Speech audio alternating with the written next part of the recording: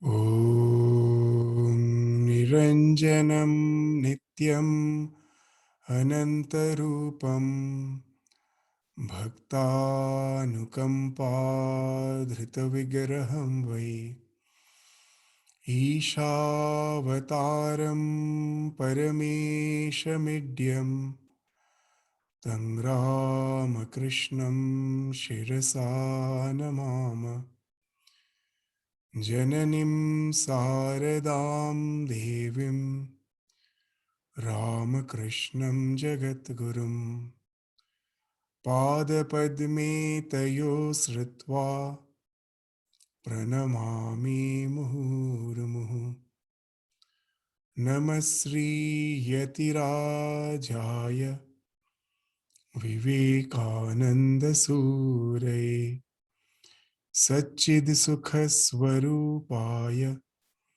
Swami Tapaharine.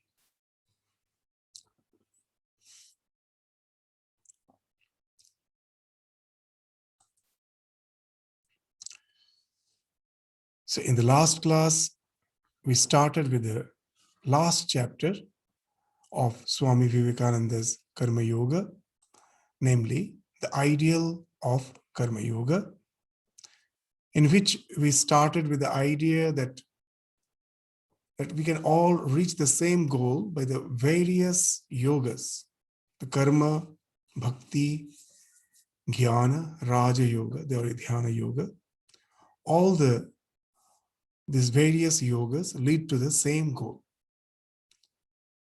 So in our spiritual journey, the more we can synthesize them, the more we can integrate them, our spiritual journey gets accelerated.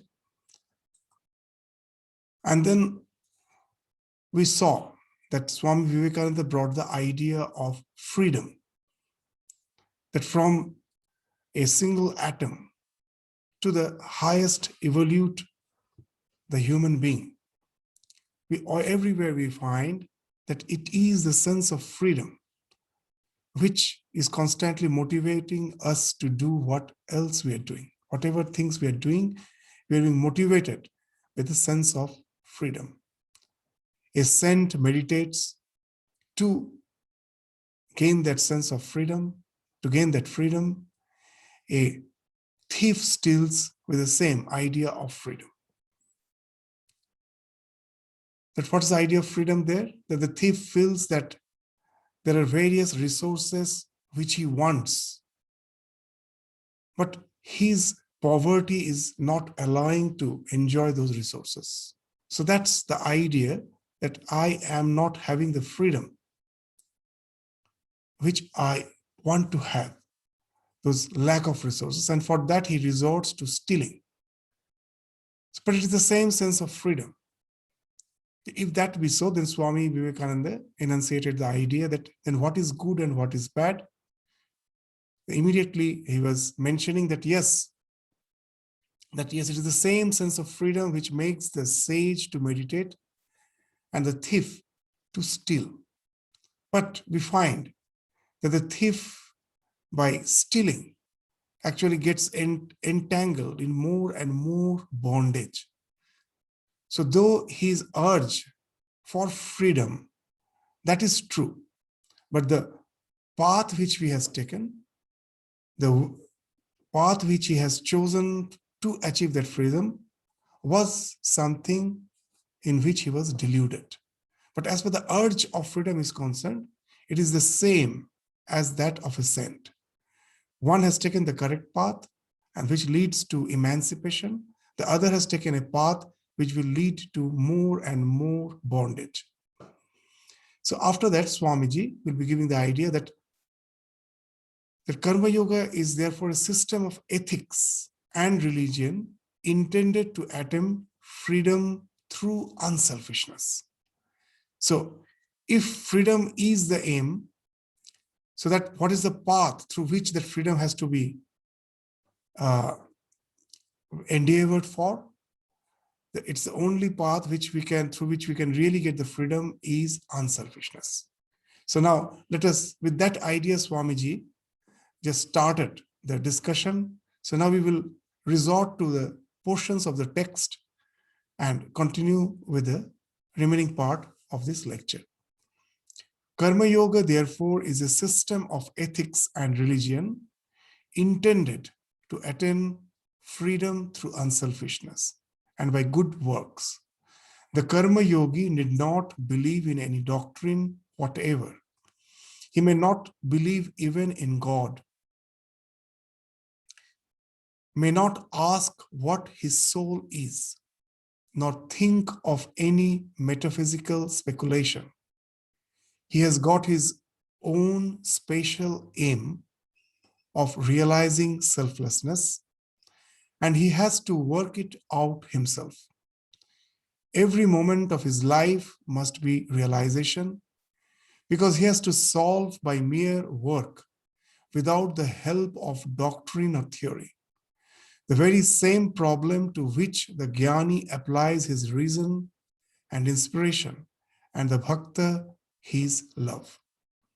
So we find that Swamiji is now going to the main idea of Karma Yoga, that we have to attain the freedom through unselfishness.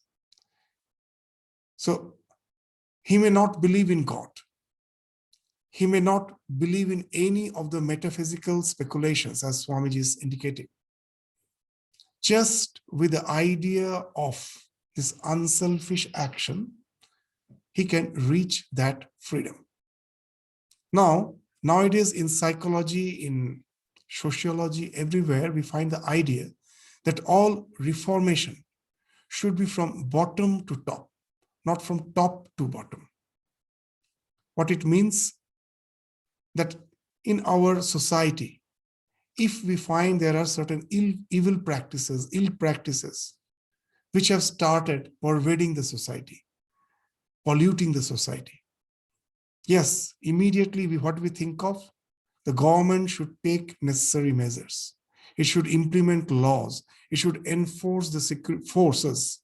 It should enforce police force or the administrative pressure so that the society starts behaving in a way which is not detrimental to its well-being. So that's what we generally think.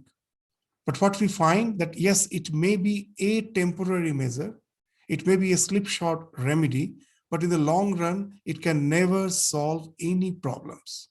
We find that problems get more complicated if we try to impose law and order from the top. And what's the way? The real way is somehow to grow the awareness among the people that what you are resorting to is in no way going to help you or the society.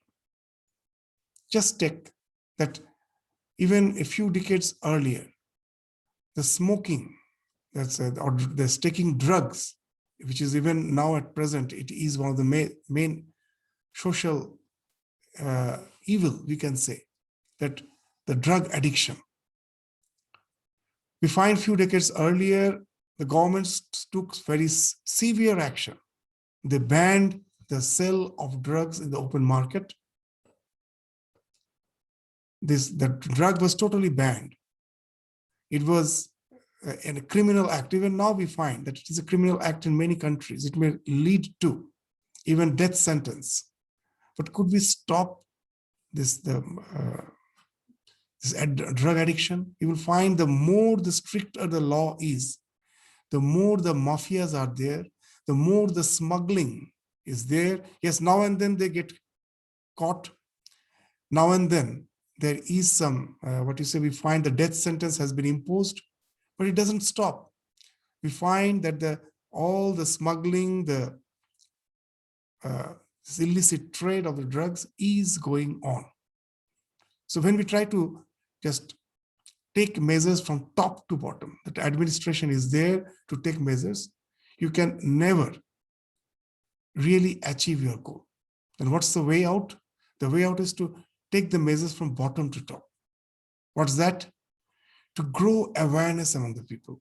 Go to the schools, to the colleges, now and then conduct some awareness camps and just let the students know that what the drug is going to how it is going to damage our life, the more the common mass becomes aware of it. What happens then? They won't resort to the drug addiction. If the common mass doesn't resort to the drug addiction, the entire so-called the illicit trade of the drug will fall by itself. If no one buys, there is no question of the trade to go on. And that's the only way. That's why Sri Ramakrishna, we find that on the day of the Kalpataru, he never told that you be rich or you have a good job, nothing that. What he told was very interesting. Tomader chaitanya hok, let you be illumined. So that's the more we grow awareness, the more we are illumined, the more the problem is solved in life. So here also Swamiji is saying that freedom through unselfishness. You neither believe in God, you nor believe in any metaphysical speculation. It's a wonderful idea which Swamiji is speaking, that in religion, like our social reformation, in religion we find the general trend is from top to bottom.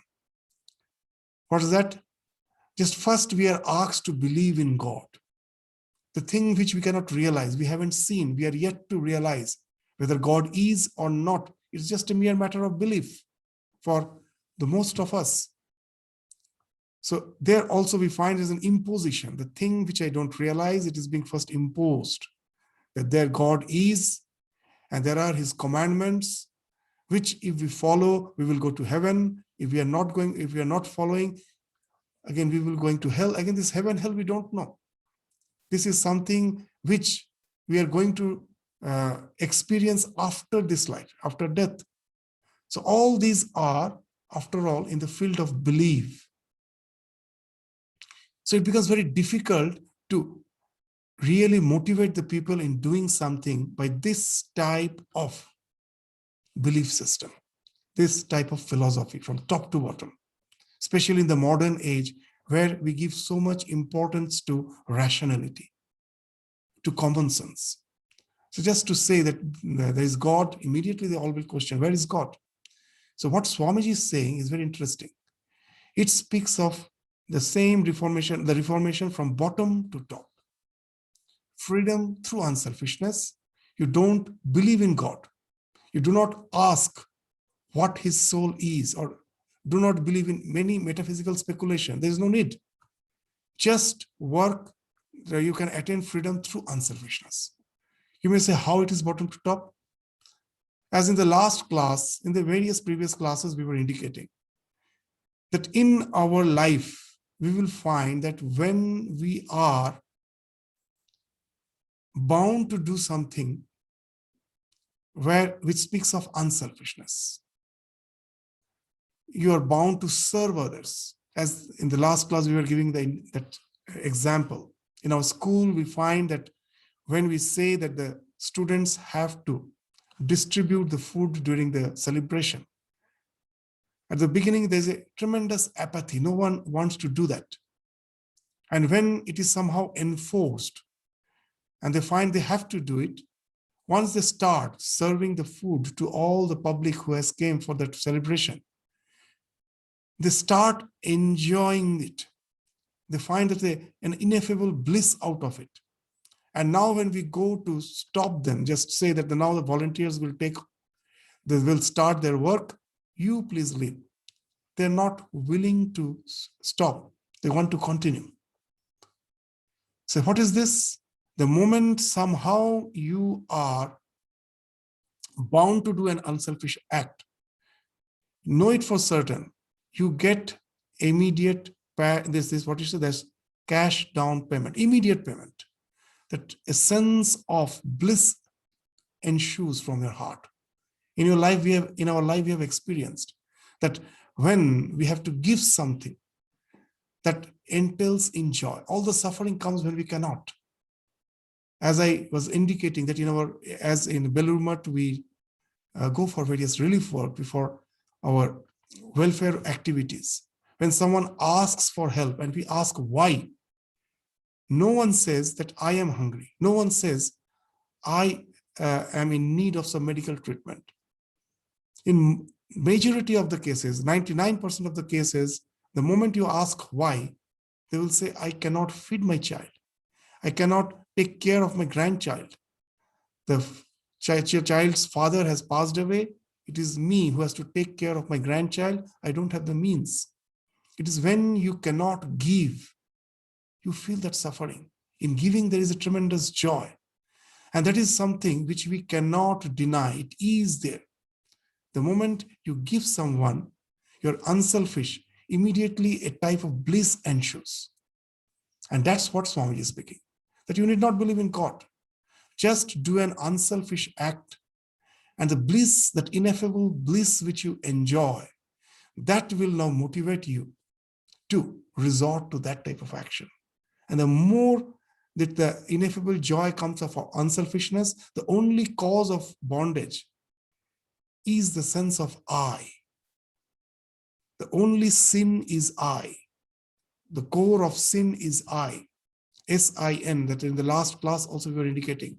I is between S and M. Literally, I is the core of sin. Spiritually, I is the core of sin. The sense of this individuality, limited individuality, that's selfishness. That's the reason behind all our those acts, which results in the personal deterioration as well as the social disintegration. Any act which emanates from selfishness. The moment you are unselfish, you are just relating to the non-local self, which is your real identity. And the ineffable bliss is bound to come out of it.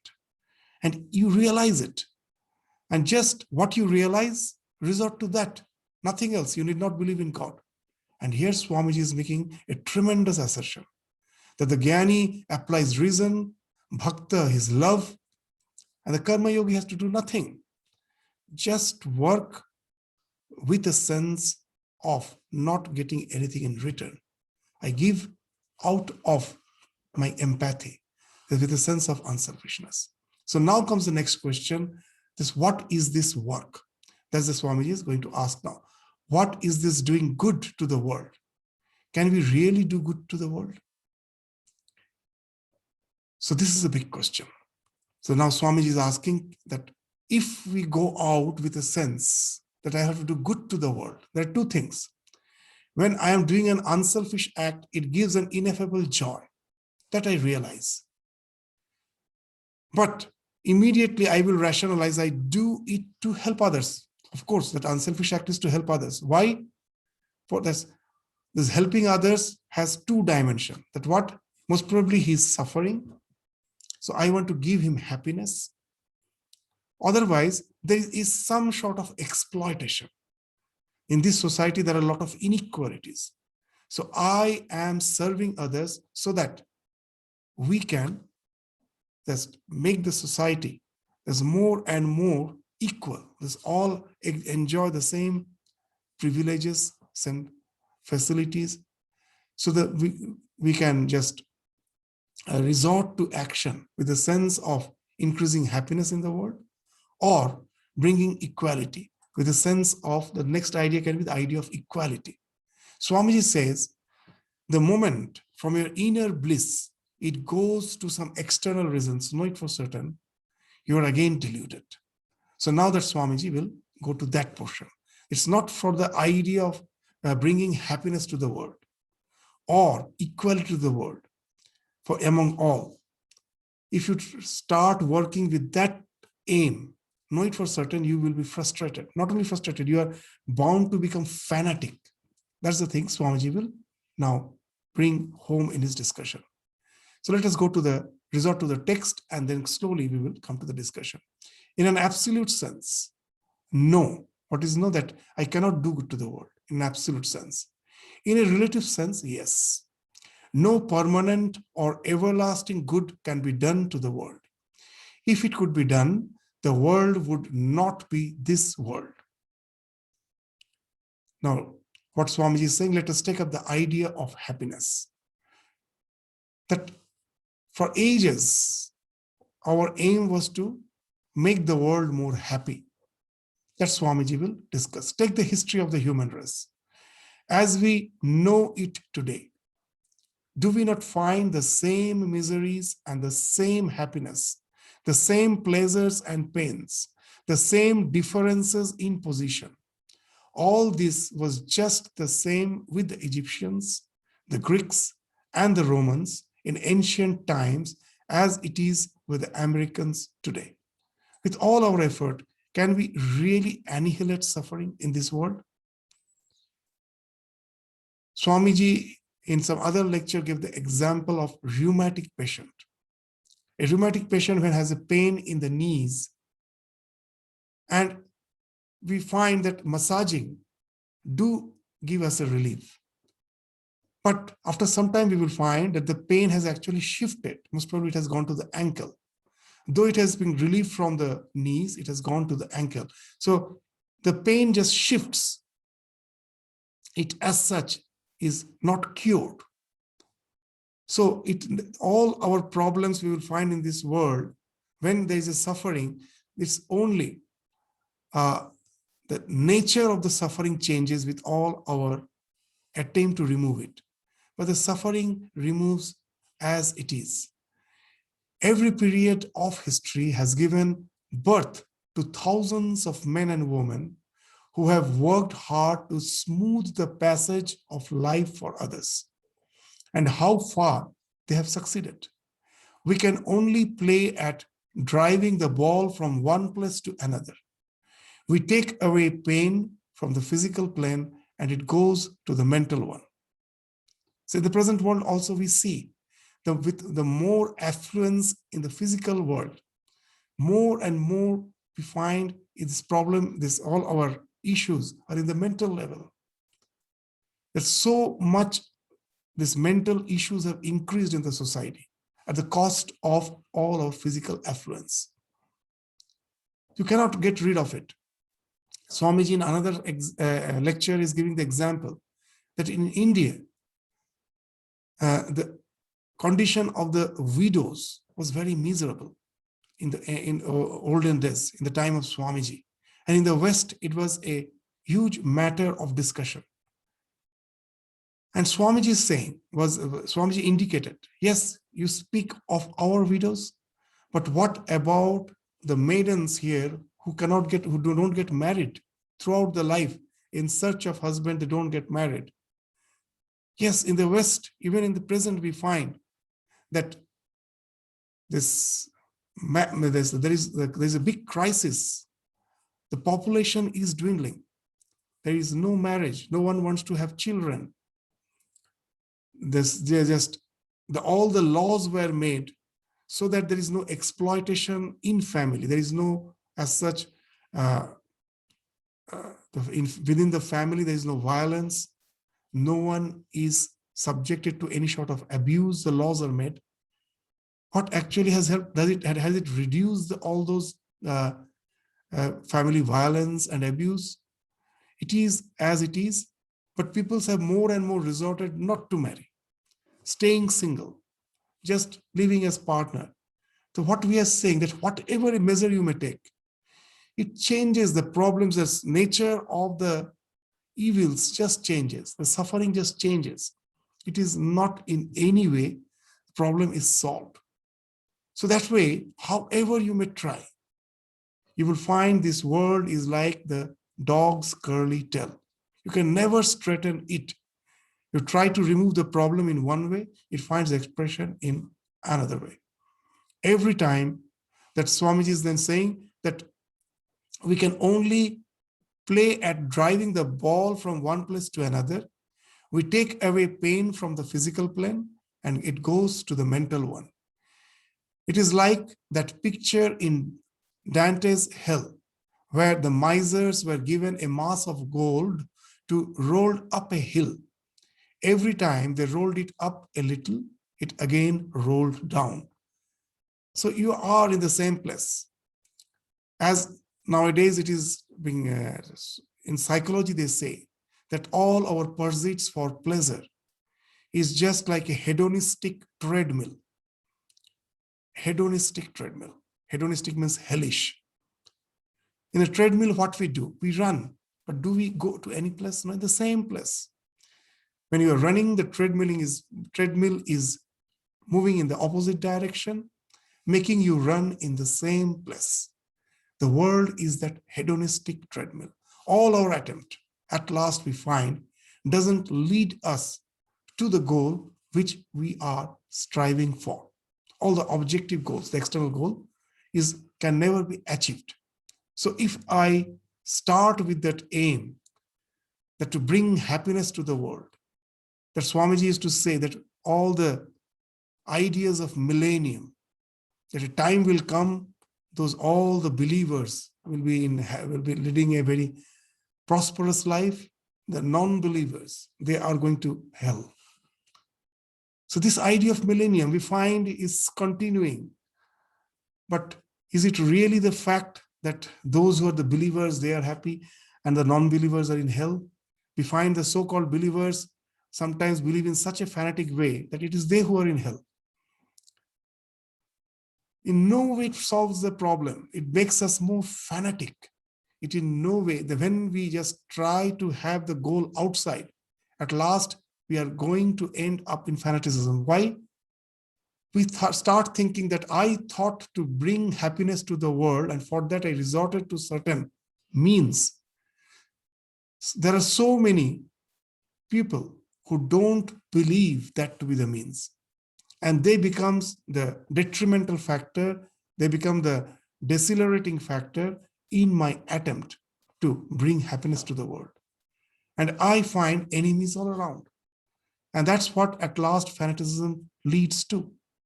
And instead of peace, we find more violence, more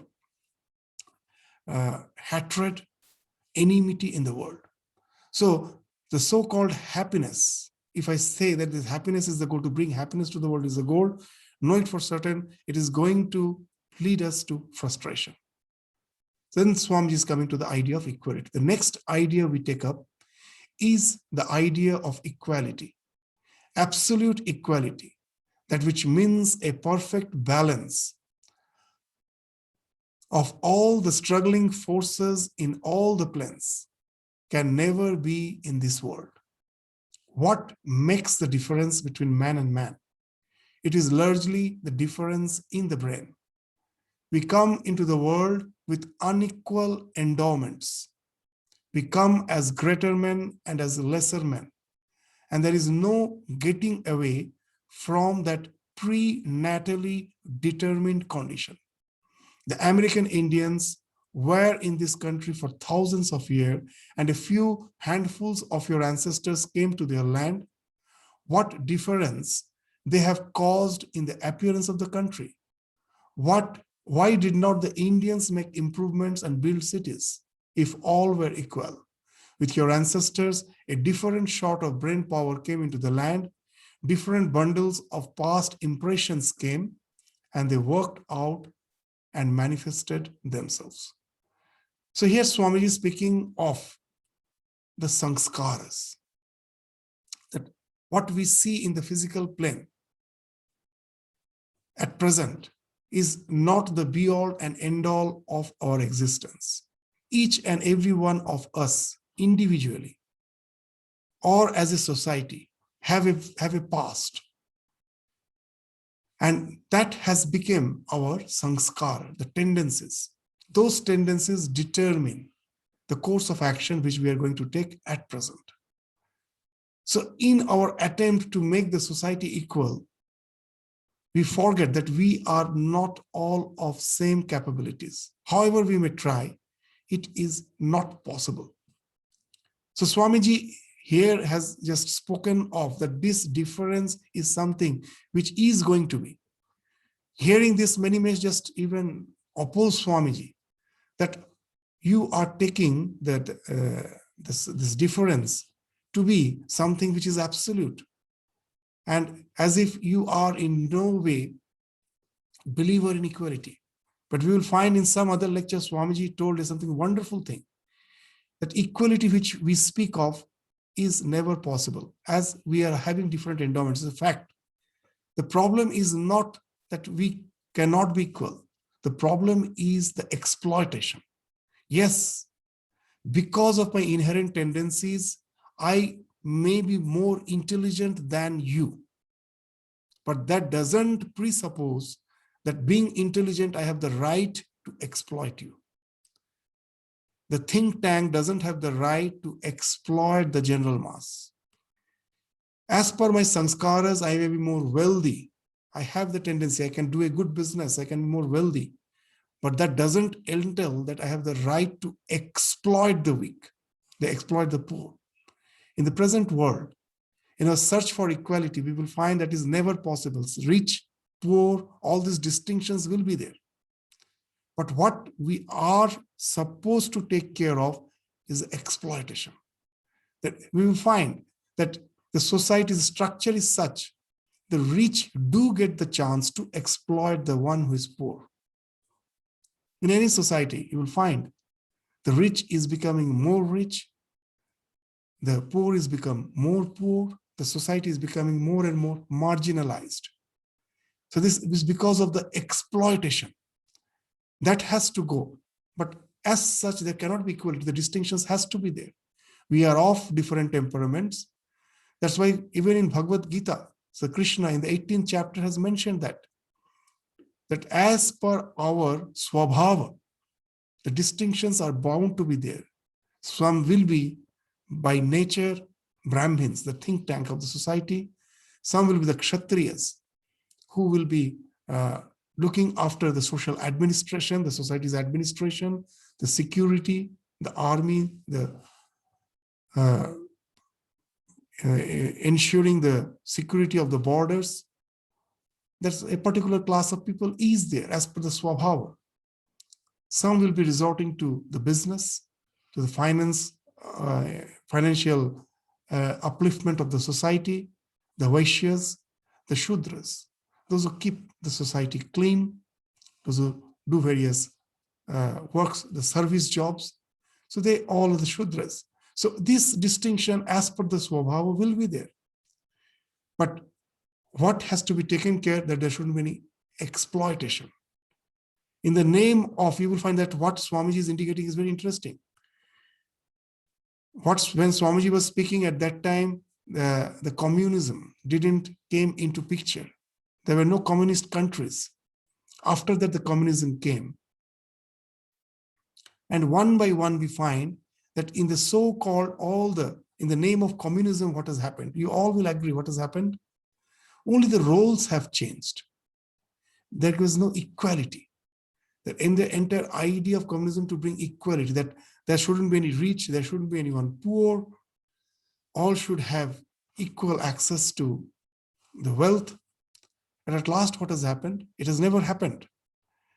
We find at last the dictators are there with amassing, that they have amassed huge wealth. They are the billionaires.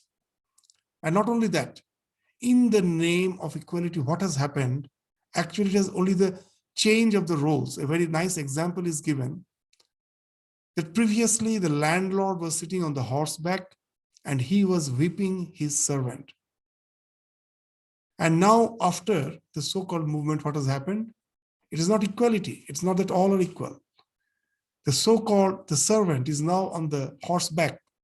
The landlord is on the ground. And the whipping, the whip is in the hand of the servant. It is he, the servant, who is whipping the landlord. Only the roles have changed. But the same, the difference still remains. With all our attempt to get rid of all the social inequalities, from the top to bottom measure, that we impose some laws, restrictions by which all those inequalities should be removed. You can never attain that. So that's the thing Swamiji is saying, that with the idea that equality of happiness, we can never at this really attain the goal. The world remains as it is. Only the problems shifts. And then the Swamiji is going to the real picture of the world. What he's saying, this world's will within will is a terrible mechanism. Will within will. What he is speaking is very interesting. is what is this will within will? It is a cycle of avidya kama karma. That in our search for happiness, we are doing so many things. Do we really get happiness? Actually, we are going round and round in a will. One will leads to another will within will. What it speaks of very interesting. Shankaracharya have indicated as the avidya kama karma chakra, the will of avidya kama karma. What it means? That I am the Sat Chit Ananda Swarup. I am already the bliss. My nature is bliss. But because of avidya, because of ignorance, I think that to get bliss, I have to resort to something. I have to get something which is not me, which is there outside in the world. If I get it, then only I get bliss. This is the ignorance from which the desires arise, which leads to karma, and this binds us within the cycle, will within the will. We have explained this many times, but as the context came here to relate that type examples with this context, you will find that the meaning becomes more clear. That what resorts us to action? It's our sense of happiness. Just let us give an example. That a small child is not studying, is getting distracted. Now the father keeps a condition. If in the next exam, if you get good grades, and he just fixes that you have to get very good grades. It should be something A+ or something. If you get good grades, as you are pestering me for something, say, that the latest version of the laptop. He has a laptop, the school has provided, but he wants his own personal laptop, the latest version, the Apple laptop or whatever it may be. And the child wants it. The father says that if you get good grades, I am going to give you. And now we find that the child's distractions have stopped. He's giving more importance to his studies. Swamiji gave a very nice example that our mind is like a lake, and each and every thought and desires are like the waves on it. When the waves are there, I cannot see the bottom of the lake. But when the waves are not there, I can see the bottom of the lake.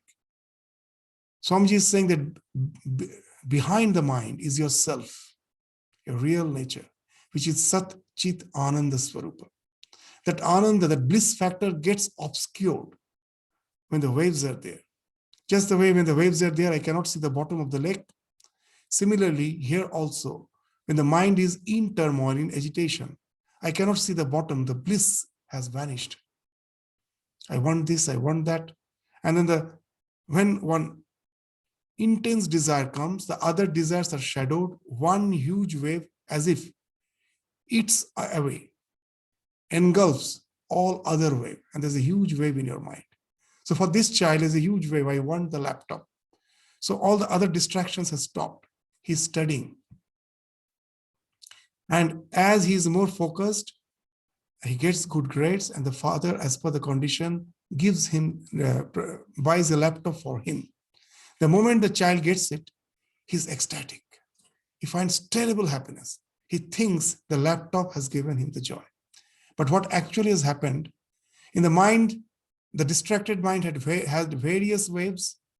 All those waves were engulfed, were eaten up by a huge wave. That I want the laptop. The moment it got it, the child got it, for the time being, a let go ensued. There was no wave in the mind. The lake was calm. There was no turmoil. The bottom of the lake now became visible. The bliss started percolating through your body, mind, senses. It was there within. It never came from the laptop. It was within. The laptop only, the moment you get it, it actually has calmed down the mind. All the agitations has gone. And the bliss comes from within. All our happiness is that way. And after some time, we forget The thing which we get, which we are aspiring for, we get habituated. Now again we desire. That's what is going on throughout our life. And now we will understand this avidya kama karma. What's that? That the ignorance, that the bliss is something outside. I have to get it. This ignorance results in desire, kama, and that results in action. And this is the cycle which goes on. Again, when I get something, I get the happiness, again a new desire comes. Again, it leads me to that same cycle of avidya kama karma. And this cycle, this will within the will goes on, not only in this life. This is the only cause of the samsara chakra. Life after life, we are going because of this will within the will. It's a terrible mechanism. The moment you put your hands in it, you're gone. That's what Swami is saying. If we put our hands in it, as soon as we are caught, we are gone. Now, as if there is no escape. We all think that when we have done a certain duty, we shall be at rest. But before we have done a part of that duty, another is already in waiting. One is over, the joy which ensues from it, that has flattened, again a new duty. So that's what Swami is saying, the will within will. It's that Swami Vivekananda in another lecture gives the example of the bullock, which is meant to grind the oil seeds to get oil. In the olden days, in the village, the oil, we used to grind the oil seeds to get the oil by making one stone revolve over the other. And between the two stones, all the oil seeds were kept.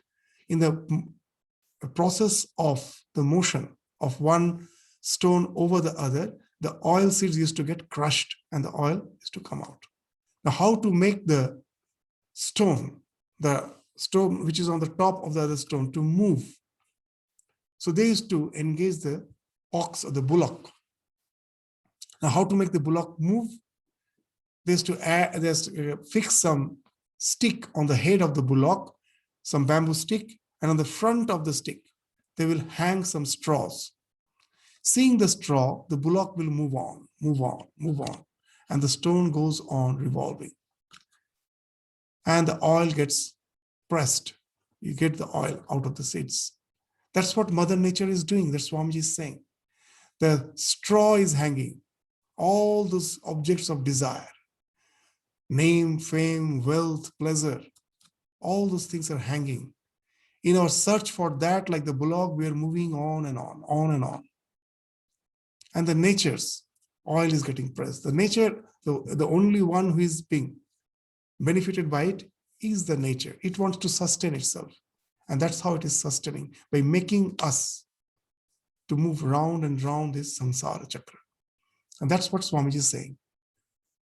So we are all being dragged along by this mighty, complex world machine. So this is the machine. There are only two ways out of it. One is to give up all concerns with the machine, to let it go and stand aside, to give up our desires. This is very easy to say, but is almost impossible to do. The other way is to plunge into the world and learn the secret of work, and that is the way of Karma Yoga. Do not fly away from the wills of the world machine, but stand inside it and learn the secret of work. Through proper work done inside, it is also possible to come out. Through this machinery itself is the way out. So what is that? What is that by which we can come out of it? That immediately to say that I won't desire anything, we know it is almost impossible. However we may try, it has become our sanskaras. It is deeply ingrained in us. We are all addicted like a drug addict.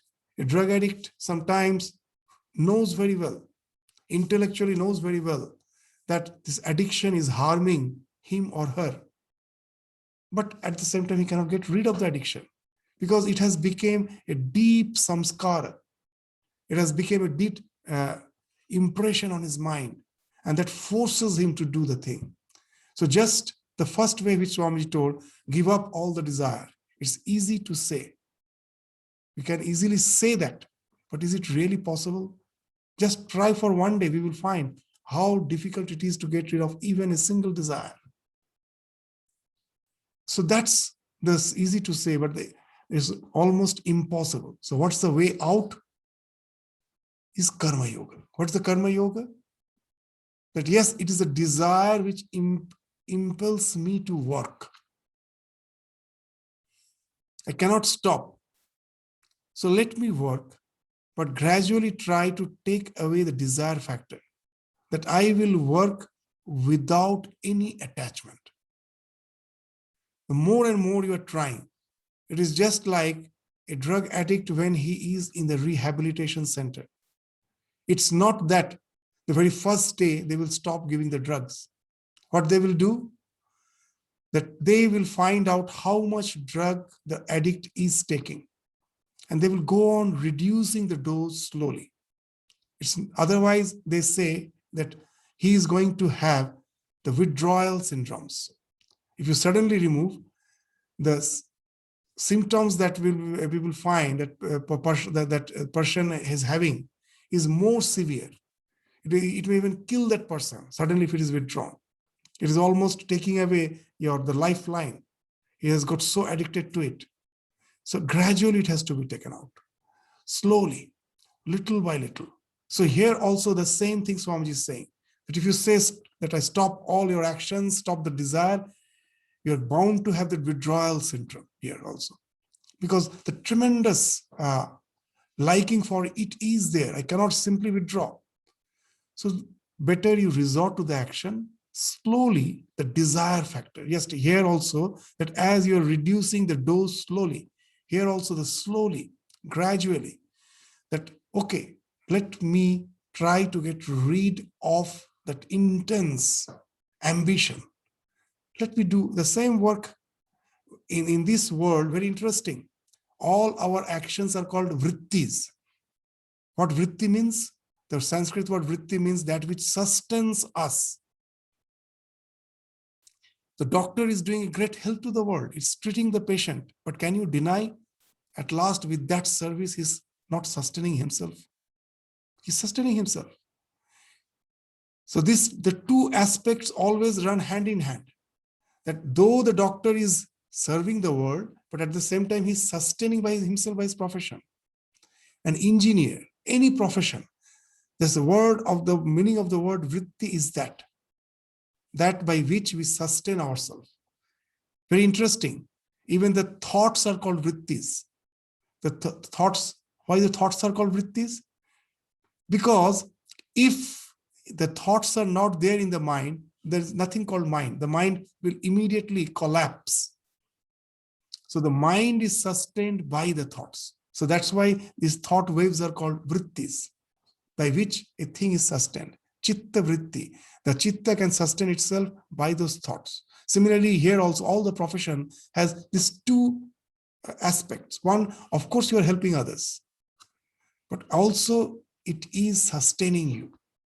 Now, all the evils of the society comes when sustaining me becomes more important than the service which I am providing to the society. So all the problem starts there. And then all the corruption, all evil practices come when my benefit becomes more. The thing for which I am doing, I am not taking care of. So karma yoga is actually speaking that is the contrary. That let the action go, flow off as it is flowing. Don't try to stop. Take care whether it is just for your own interest or for the interest of both. The factors are related. To give a wonderful example, when Swami Vivekananda returned from the West, he was accompanied by Goodwin, a Western disciple, Goodwin. We owe a lot to Goodwin. He was like Ganesh.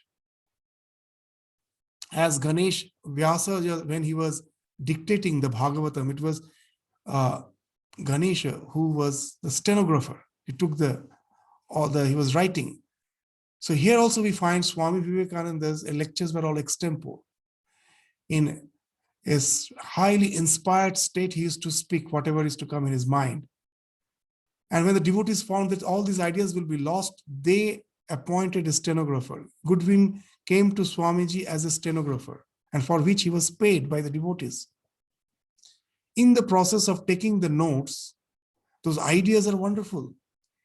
He came with a profession that just to take the notes, but he started getting inspired by those ideas. And he became a disciple, an ardent disciple of Swamiji. He came with Swamiji to India, and he used to do personal service to him. But very quickly, the others discovered that still he's getting some remuneration from Swamiji. And there was a gossip. Oh, after all, he's not a devotee. He is paid for what he's doing. When Goodwin heard it, he told a wonderful thing. His comment was something, he remarked something which is very significant. He told, yes, I do get some remuneration from Swami Vivekananda. I came along with him. I'm not a married person, but I am having my old mother back in England, in UK. And to sustain her, I need of course, some money. And Swamiji is considerate enough to provide me that little remuneration which I sent to my mother. I do get remunerated from Swamiji. But the next sentence is interesting. But let no one think that it is because for that remuneration I serve Swamiji. I love him from the bottom of my heart. I have dedicated my life for him. I really consider him to be my guru. My service is an outpour of my heart. Yes, to sustain, I do get some salary. But let no one equate that with this. So this is the secret of work. In this world machine, the same work can go on. But what's the value which I have in this world? Others are not going to respect you if you yourself cannot respect yourself. If I look back in my own life and I find I'm just a mercenary, I'm just a shopkeeper, I always calculate what I am giving and what I'm getting back. And my work accordingly is imputed, is very nicely, it is planned that I should be very much cautious. I shouldn't give more than I get. It's just a shopkeeper. We become a shopkeeper in our love. We become a shopkeeper in our work. Everywhere we become a shopkeeper. The moment we feel that, okay, for my sustenance, of course, I need some money. But what a big opportunity I have got to serve others.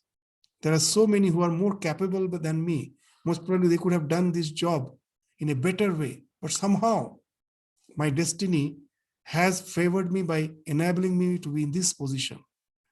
And it has enabled me to serve in whatever possibles it may be. The same work, now the total attitude change. So Karma Yoga is actually total attitudinal correction.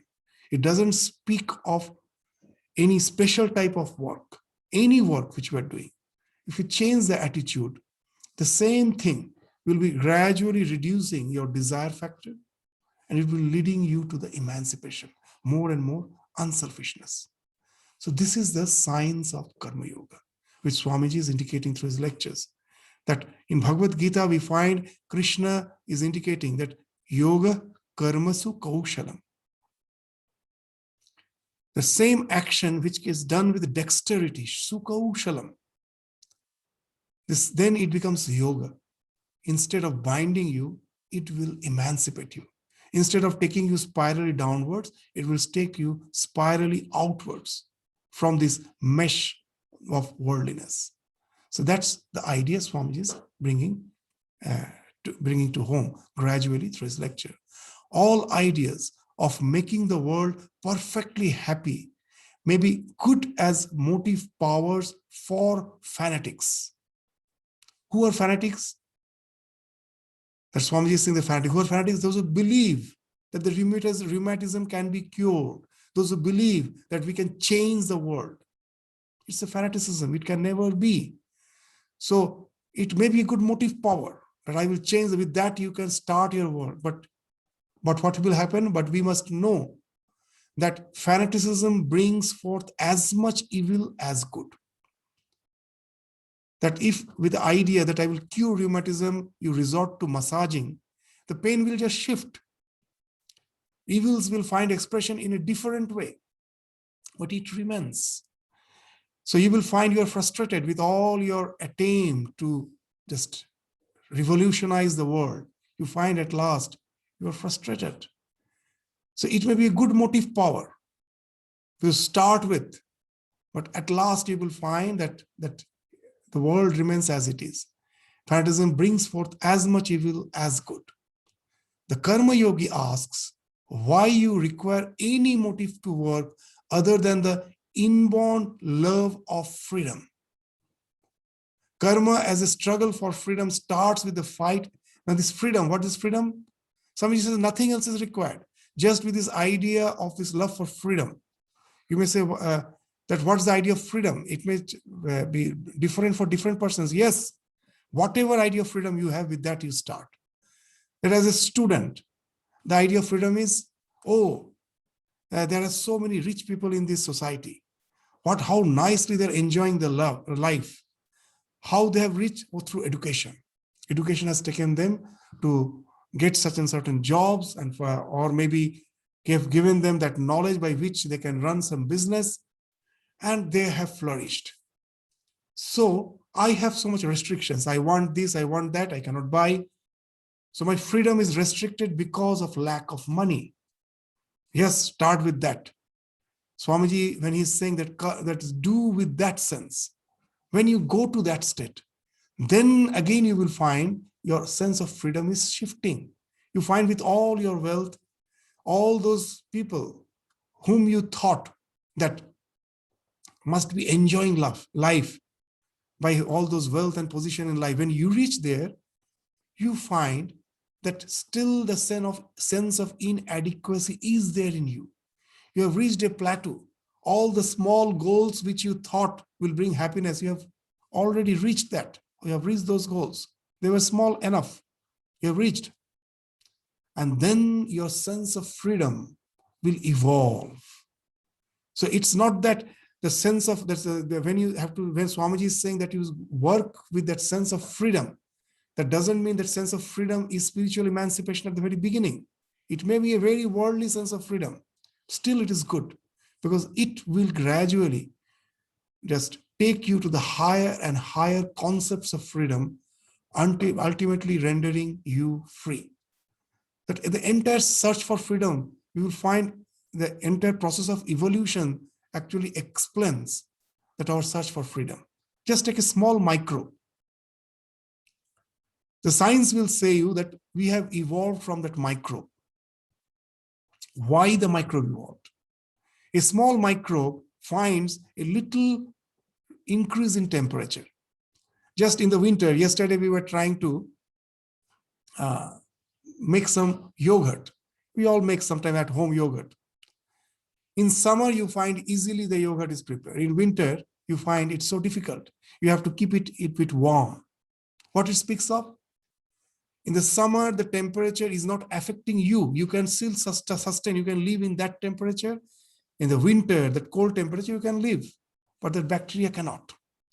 It has a very narrow margin of the stimuli within which it can sustain itself. So it finds it has no freedom. It wants to live, but the nature is imposing limitations. You can exist only within this temperature, only within this atmospheric pressure, only within this pH level. You know, the snake with all the poison is in winter is hibernates. It cannot come out. It's a cold-blooded animal. You just pour a little soap water, it will die. Its skin is so susceptible. So these are the limitations of nature from which I want freedom. The entire evolution is because of that. Why? The avidya, the ignorance that I, who actually am that pure amness, non-local, got localized in that micro body. Now I start thinking I am this. someone behind me is saying you're eternal, that is being echoed in that micro body, and the micro body thinks this as a microbe I'm eternal. It can never be realized.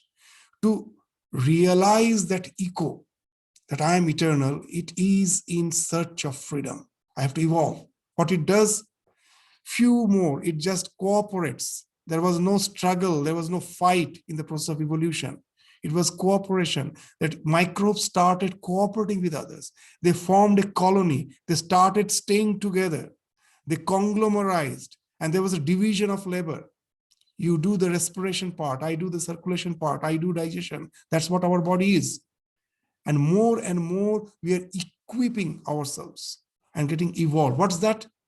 To enjoy more freedom, nothing else. That nature is imposing so many limitations. I want freedom. At last, this sense of freedom has to change. As a human being, we are capable to realize that actually I'm deluded. I'm already free. The one who is free, who is echoing through the body mind and giving me a sense that this body mind is free, which I cannot realize. It can never be, however I may try. I may just go on reducing the limitations, but limitations will be there. I cannot realize the perfect within the material plane, which is imperfect. At last, that sense dawns, the sense of freedom. What? That I'm already free. The moment I leave this and I get established in my real nature, I'm already free. So the sense of freedom starts with the process of evolution to take you back again from where you started. You start from ignorance and you end up in wisdom. The same sense of freedom is taking you. So that's why Swamiji is saying the Karma Yogi asks why you require any motive to work. And whatever motive it may be, with that you start. Know it for certain, this motive, the sense of freedom will change. And at last, it will take you to that's a real freedom. And motive to other than the inborn love for freedom. Start work with that. Be beyond the common worldly motives. The work you have the right, but not to the fruits thereof. Man can train himself to know and to practice that, says the Karma Yogi. So that's what Swamiji is entering into.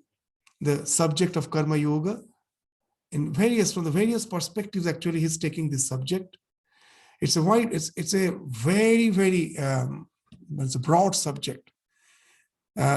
We will take most probably another one class or maybe another 2 class to finish it off. But just see, if you just have seen the Karma Yoga, it's a small booklet. For the last 1 year we are studying, there are so many layers of understanding in these lectures. And the more we can reflect on it, we will find the vastness of the idea with which, on the background of Swamiji's mind, with which he is actually delivering this lecture. Sometimes these lectures prove to be very baffling. We don't understand what actually Swamiji is saying. So that's why the reflection is very much necessary. The more you reflect, the more the ideas come out of it. And you really marvel at this wonderful, the mind of Swami Vivekananda, with which he is presenting these wonderful talks. So we will, a little portion of the lecture is remaining. Hopefully in the next class, we will cover that portion to conclude our discussion on Swami Vivekananda's Karma Yoga. With this, we conclude our discussion today. Thank you all. Namaskar.